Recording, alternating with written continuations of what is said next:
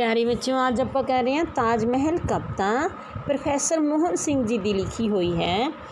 ਇਹ ਆਧੁਨਿਕ ਕਵੀ ਜਿਹੜਾ ਪੰਜਾਬੀ ਕਵਿਤਾ ਨੂੰ ਨਵੀਂ ਦਸ਼ਾ ਅਤੇ ਦਿਸ਼ਾ ਦੇਣ ਵਾਲੇ ਪ੍ਰੋਫੈਸਰ ਮੋਹਨ ਸਿੰਘ ਦਾ ਜਨਮ 20 ਅਕਤੂਬਰ 1905 ਈਸਵੀ ਨੂੰ ਡਾਕਟਰ ਜੋਧ ਸਿੰਘ ਦੇ ਘਰ ਮਾਤਾ ਸ੍ਰੀਮਤੀ ਭਾਗਵੰਤੀ ਦੀ ਕੁੱਖੋਂ ਪਿੰਡ ਮਰਦਾਨ ਸੂਬਾ ਸਰਹੰਦ ਜੋ ਕਿ ਹੁਣ ਪਾਕਿਸਤਾਨ ਵਿੱਚ ਹੈ ਉੱਥੇ ਹੋਇਆ। ਉਹਨਾਂ ਦਾ ਜੱਦੀ ਪਿੰਡ ਧਮਿਆਲ ਸੀ। ਉਹਨਾਂ ਨੇ ਮੁਨਸੀ ਫਾਜ਼ਲ ਅਤੇ MA ਫਾਰਸੀ ਦੀ ਵਿੱਦਿਆ ਪ੍ਰਾਪਤ ਕੀਤੀ। ਉਹਨਾਂ ਨੇ ਅਧਿਆਪਨ, ਪ੍ਰਕਾਸ਼ਨ ਅਤੇ ਸੰਪਾਦਕ ਦਾ ਕਾਰਜ ਵੀ ਕੀਤਾ। ਉਹਨਾਂ ਦੀ ਜਿਹੜੀ ਕਵਿਤਾ ਸੀ ਉਹਦੇ ਵਿੱਚ ਰੋਮਾਂਸਵਾਦੀ ਅਤੇ ਪ੍ਰਗਤੀਵਾਦੀ ਰਸ ਝਲਕਦਾ ਹੈ। ਉਹਨਾਂ ਨੇ ਕਹਾਣੀਆਂ ਲਿਖੀਆਂ, ਅਨੁਵਾਦ ਕਾਰਜ ਵੀ ਕੀਤਾ, ਪਰ ਉਹਨਾਂ ਦੀ ਪ੍ਰਸਿੱਧੀ ਪੰਜਾਬੀ ਕਵੀ ਦੇ ਵਜੋਂ ਹੋਈ। ਪਹਿਲਾਂ ਆਪਾਂ ਤਾਜ ਮਹਿਲ ਕਵਿਤਾ ਬਾਰੇ ਜਾਣਕਾਰੀ ਦਿੰਦੇ ਹਾਂ। ਹੁਣ ਤਾਜ ਮਹਿਲ ਹੈ ਜੋ ਉਹ ਭਾਰਤ ਦੇ 7 ਅਜੂਬਿਆਂ ਵਿੱਚੋਂ ਇੱਕ ਹੈ। ਉਹ ਜਿਹੜਾ ਤਾਜ ਮਹਿਲ ਹੈ ਬੇਟਾ, ਉਹ ਸ਼ਾਹਜਹਾਨ ਨੇ ਆਪਣੀ ਪਤਨੀ ਮੁਮਤਾਜ਼ ਮਹਿਲ ਦੀ ਯਾਦ ਵਿੱਚ ਬਣਵਾਇਆ ਸੀ, ਜੋ ਕਿ ਚਿੱਟੇ ਸੰਗਮਰਮਰ ਦਾ ਬਣਿਆ ਹੋਇਆ ਹੈ। ਉਹਦੇ ਬਾਰੇ ਕਵੀ ਨੇ ਇਸ ਕਵਿਤਾ ਵਿੱਚ ਉਹਨਾਂ ਨੇ ਦੋ ਵੱਖ ਵੱਖ ਦ੍ਰਿਸ਼ਟੀਕੋਣਾਂ ਤੋਂ ਆਪਾਂ ਨੂੰ ਜਿਹੜੀ ਇਹ ਕਵਿਤਾ ਇਹਨੂੰ ਚਿਤਰਿਆ ਹੈ।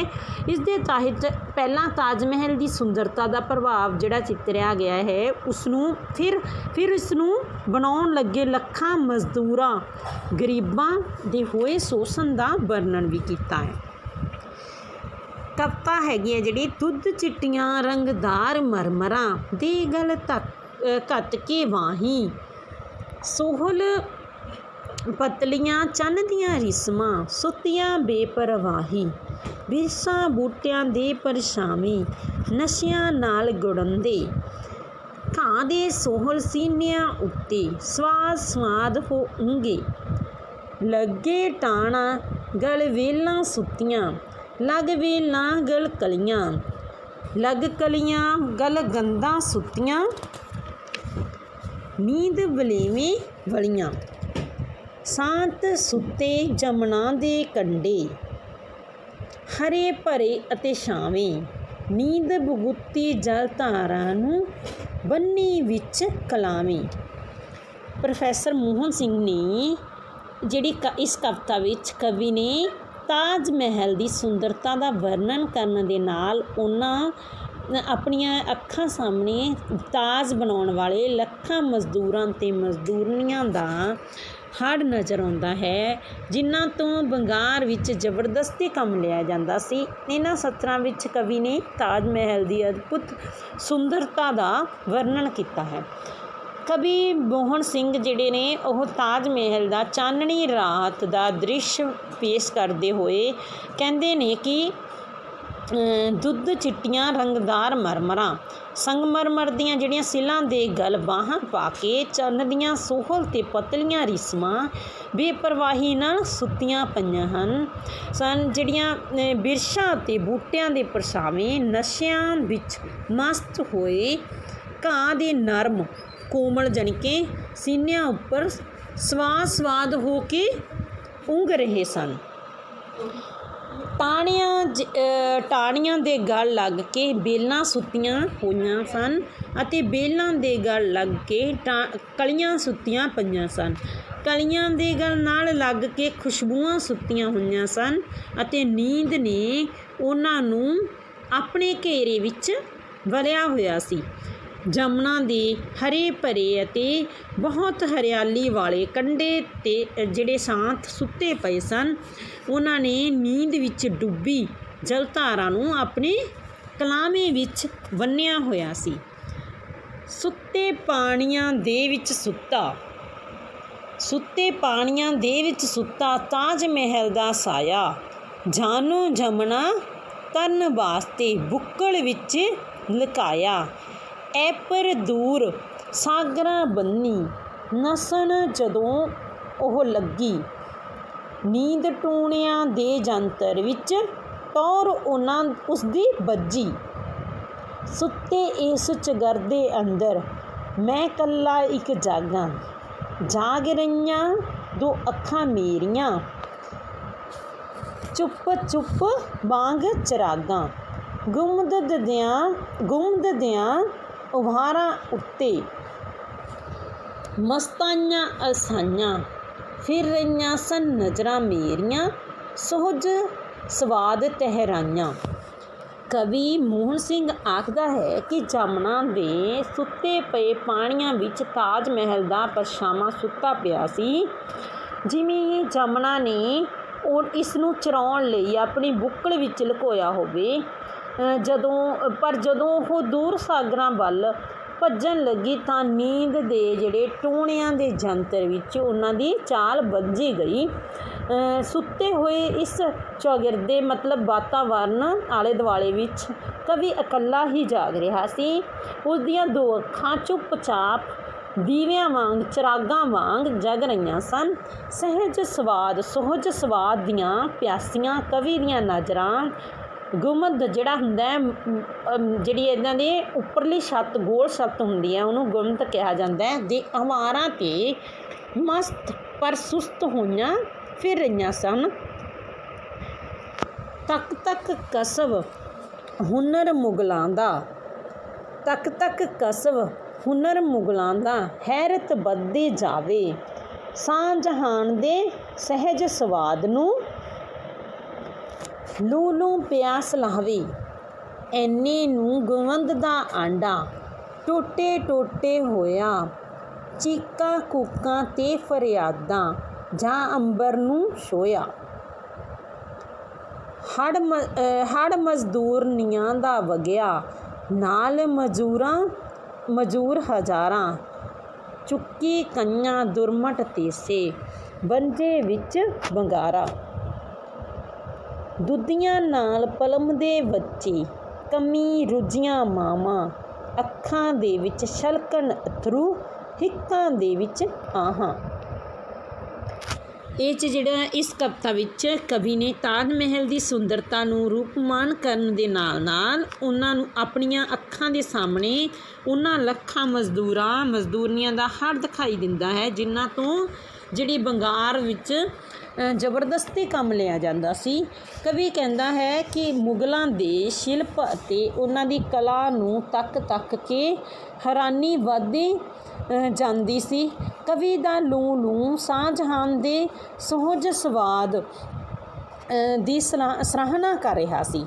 ਇਸ ਸਮੇਂ ਕਵੀ ਨੇ ਆਪਣੀ ਕਲਪਨਾ ਤਾਜ ਮਹਿਲ ਦੇ ਆਂਡੇ ਵਰਗਾ ਜਿਹੜਾ ਗੁੰਮਦ ਟੋਟੇ ਹੋਇਆ ਮਹਿਸੂਸ ਕੀਤਾ। ਇਸ ਵਿੱਚੋਂ ਨਿਕਲੀਆਂ ਚੀਕਾਂ ਕੂਕਾਂ ਅਤੇ ਫਰਿਆਦਾਂ ਦੀ ਆਵਾਜ਼ ਇੰਨੀ ਉੱਚੀ ਸੀ ਕਿ ਉਸਨੇ ਅਸਮਾਨ ਨੂੰ ਜਾ ਛੋਹਿਆ। ਦੇਖਦਿਆਂ ਹੀ ਜਿਵੇਂ ਮਜ਼ਦੂਰਨੀਆਂ ਦਾ ਹੜ ਵਗ ਰਿਹਾ ਪਿਆ ਹੋਵੇ, ਜਿਨ੍ਹਾਂ ਦੇ ਨਾਲ ਹਜ਼ਾਰਾਂ ਮਜ਼ਦੂਰ ਸਨ। ਉਹਨਾਂ ਨੇ ਕਈਆਂ ਦੁਰਮਟ ਤੇਸੇ ਚੁੱਕੇ ਹੋਏ ਸਨ ਅਤੇ ਉਹ ਬਗਾਰ ਵਿੱਚ ਬੰਝੇ ਹੋਏ ਸਨ, ਜਿਨ੍ਹਾਂ ਦੇ ਨਾਲ ਹਜ਼ਾਰਾਂ ਮਜ਼ਦੂਰ ਸਨ। ਠੀਕ ਹੈ, ਉਹ ਜਿਨ੍ਹਾਂ ਨੇ ਖੂਨ ਪਸੀਨਾ ਇੱਕ ਕਰਕੇ ਤਾਜ ਮਹਿਲ ਦੀ ਉਸਾਰੀ ਕੀਤੀ ਸੀ।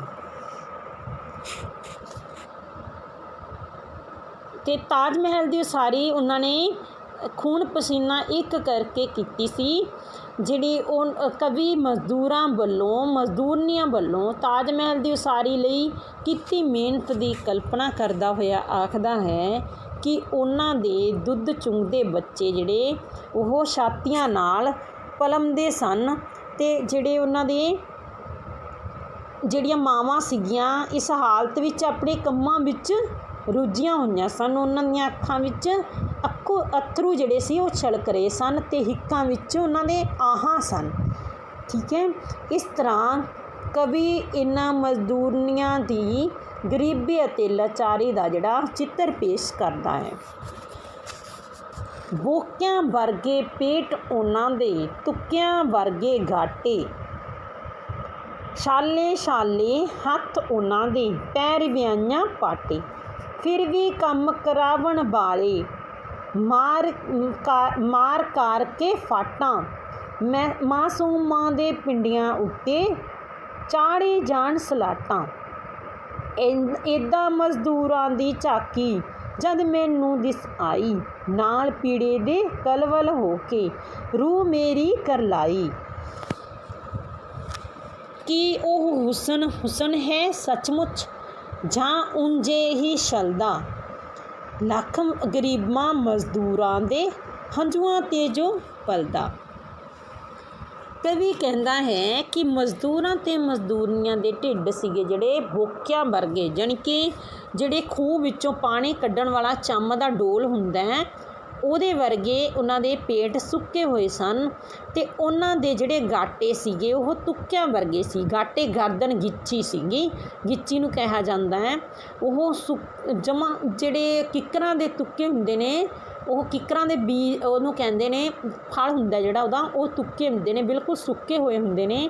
ਉਹਨਾਂ ਵਰਗੀਆਂ ਉਹਨਾਂ ਦੀਆਂ ਗਰਦਨਾਂ ਸੀ, ਅਤੇ ਉਹਨਾਂ ਦੇ ਜਿਹੜੇ ਹੱਥ ਸੀਗੇ ਉਹ ਛਾਲਿਆਂ ਨਾਲ ਭਰੇ ਪਏ ਸਨ, ਅਤੇ ਜਿਹੜੀਆਂ ਪੈਰ ਸੀ ਉਹਨਾਂ ਦੇ ਉਹ ਵਿਆਹੀਆਂ ਨਾਲ ਪਾਟੇ ਹੋਏ ਸਨ। ਉਹਨਾਂ ਦੀ ਇਸ ਹਾਲਤ 'ਤੇ ਵੀ ਕੰਮ ਕਰਾਉਣ ਵਾਲਿਆਂ ਨੂੰ ਤਰਸ ਨਹੀਂ ਸੀ ਆਉਂਦਾ, ਅਤੇ ਜਿਹੜੇ ਉਹਨਾਂ ਦੇ ਪੈਰ ਸੀਗੇ ਉਹ ਵਿਆਹੀਆਂ ਨਾਲ ਪਾਟੇ ਹੋਏ ਸੀ ਤਾਂ ਵੀ ਉਹ ਤਰਸ ਨਹੀਂ ਸੀ ਕਰ ਰਹੇ। ਕੰਮ ਕਰਵਾਉਣ ਵਾਲੇ ਉਹਨਾਂ ਦੇ ਛਾਂਟੇ ਮਾਰ ਮਾਰ ਕੇ ਉਹ ਮਾਸੂਮਾਂ ਦੇ ਪਿੰਡੇ ਸੀਗੇ ਜੋ ਉਹ ਲਾਸਾਂ ਬਣ ਜਾਂਦੇ ਸੀਗੇ। ਕਵੀ ਨੂੰ ਜਦ ਮਜ਼ਦੂਰਾਂ ਦੀ ਇਹ ਝਾਕੀ ਜਾਂ ਕਲਪਨਾ ਉਹਨਾਂ ਕਰ ਰਹੇ ਸੀ ਕਵੀ, ਉਹ ਦਿਖਾਈ ਦਿੱਤੀ ਤਾਂ ਪੀੜ ਨਾਲ ਬੇਚੈਨ ਹੋ ਕੇ ਉਸ ਦੀ ਰੂਹ ਕਰਲਾਉਂਦੀ ਹੈ। ਕਵੀ ਤਾਜ ਮਹਿਲ ਦੀ ਉਸਾਰੀ ਕਰਨ ਵਾਲੇ ਮਜ਼ਦੂਰਾਂ ਅਤੇ ਮਜ਼ਦੂਰਨੀਆਂ ਉੱਪਰ ਹੁੰਦੇ ਜ਼ੁਲਮਾਂ ਦੀ ਝਾਕੀ ਨੂੰ ਪੀੜ ਨਾਲ ਤੜਫ ਉੱਠਦਾ ਹੈ, ਅਤੇ ਕਹਿੰਦਾ ਹੈ ਉਸ ਦੀ ਜਿਹੜੀ ਰੂਹ ਕਰਲਾਉਂਦੀ ਹੈ, ਅਤੇ ਇੱਕ ਸਵਾਲ ਕਰਦਾ ਹੈ ਕਿ ਉਸ ਹੁਸਨ ਨੂੰ ਸੱਚਮੁੱਚ ਹੀ ਹੁਸਨ ਕਿਹਾ ਜਾ ਸਕਦਾ ਹੈ ਕਿ ਜਾਂ ਇਹ ਧੋਖਾ ਹੈ ਜਿਹੜਾ ਲੱਖਾਂ ਗਰੀਬਾਂ ਅਤੇ ਮਜ਼ਦੂਰਾਂ ਦੇ ਹੰਝੂਆਂ 'ਤੇ ਪਲਦਾ ਹੈ। ਭਾਵ ਕਿ ਉਸ ਹੁਸਨ ਨੂੰ ਹੁਸਨ ਕਿਹਾ ਜਾ ਸਕਦਾ ਹੈ ਜਾਂ ਧੋਖਾ ਹੈ ਜੋ ਇਹਨਾਂ ਗਰੀਬਾਂ ਦੇ ਜਿਹੜੇ ਹੰਝੂ ਵਗਦੇ ਸੀਗੇ, ਗਰੀਬਾਂ ਅਤੇ ਮਜ਼ਦੂਰਾਂ ਦੇ ਹੰਝੂ ਵਗਦੇ ਸੀਗੇ। ਠੀਕ ਹੈ। ਕਵੀ ਸ਼ਾਹਜਹਾਨ ਦੁਆਰਾ ਮੁਮਤਾਜ਼ ਦੀ ਬਣਾਈ ਯਾਦਗਾਰੀ ਦੇ ਵਿਅੰਗ ਕਰਦਾ ਹੈ, ਜਿਸ ਲਈ ਗਰੀਬਾਂ ਤੋਂ ਵੰਗਾਰ ਕਰਾਈ ਗਈ। ਇਹ ਜਿਹੜੀ ਕਵਿਤਾ ਸੀਗੀ ਬੇਟਾ, ਤਾਜ ਮਹਿਲ ਕਵਿਤਾ ਸੀ, ਇਹਦਾ ਜਿਹੜਾ ਕੇਂਦਰੀ ਭਾਵ ਹੋਇਆ ਇਹ ਸੀਗਾ ਕਿ ਕਲਾ ਜਾਂ ਸੁੰਦਰਤਾ ਰੂਹ ਨੂੰ ਖੁਸ਼ੀ ਪ੍ਰਦਾਨ ਕਰਦੀ ਹੈ। ਜਿਵੇਂ ਤਾਜ ਮਹਿਲ ਜਿਹੜਾ ਸਧਾਰਨ ਨਜ਼ਰ ਨੂੰ ਬਹੁਤ ਸੋਹਣਾ ਲੱਗਦਾ ਹੈ, ਪਰ ਜਿਹੜਾ ਉਸਦਾ ਹੁਸਨ ਨਹੀਂ ਕਿਹਾ ਜਾ ਸਕਦਾ, ਸਗੋਂ ਇੱਕ ਧੋਖਾ ਹੈ ਜਿਹੜਾ ਲੱਖਾਂ ਮਜ਼ਦੂਰਾਂ ਗਰੀਬਾਂ ਦੇ ਹੰਝੂਆਂ 'ਤੇ ਪਲਦਾ ਹੈ, ਜਾਂ ਜਿਸ ਨੂੰ ਜਿਉਂਦਾ ਰੱਖਣ ਲਈ ਲੱਖਾਂ ਗਰੀਬਾਂ ਅਤੇ ਮਜ਼ਦੂਰਾਂ ਦੇ ਹੰਝੂ ਵਗਦੇ ਹਨ। ਸ਼ਾਹਜਹਾਨ ਵੱਲੋਂ ਮੁਮਤਾਜ਼ ਦੀ ਯਾਦ ਵਿੱਚ ਬਣਾਇਆ ਗਿਆ ਤਾਜ ਭਾਵੇਂ ਸੰਸਾਰ ਦੇ ਅਜੂਬਿਆਂ ਵਿੱਚੋਂ ਇੱਕ ਹੈ, ਪਰ ਕਵੀ ਤੋਂ ਇਸ ਨੂੰ ਉਸਾਰਨ ਵਾਲੇ ਮਜ਼ਦੂਰਾਂ ਅਤੇ ਮਜ਼ਦੂਰਨੀਆਂ ਦੀਆਂ ਜਿਹੜੀਆਂ ਚੀਕਾਂ ਅਤੇ ਫਰਿਆਦਾਂ ਸੁਣੀਆਂ ਨਹੀਂ ਜਾਂਦੀਆਂ, ਜਿਨ੍ਹਾਂ ਤੋਂ ਇਸ ਯਾਦਗਾਰ ਨੂੰ ਬਣਾਉਣ ਲਈ ਵੰਗਾਰ ਕਰਵਾਈ ਗਈ। ਤਾਜ ਮਹਿਲ ਦੇਖਣ ਨੂੰ ਬਹੁਤ ਸੁੰਦਰ ਲੱਗਦਾ ਹੈ। ਇਸ ਦਾ ਹੀ ਕੇਂਦਰੀ ਭਾਵ ਹੈ ਕਿ ਵੀ ਸਧਾਰਨ ਨਜ਼ਰ ਨੂੰ ਸੁੰਦਰ ਲੱਗਦਾ ਹੈ, ਪਰ ਜਿਹੜਾ ਇਹਦਾ ਹੁਸਨ ਅਸਲ ਵਿੱਚ ਹੁਸਨ ਨਹੀਂ।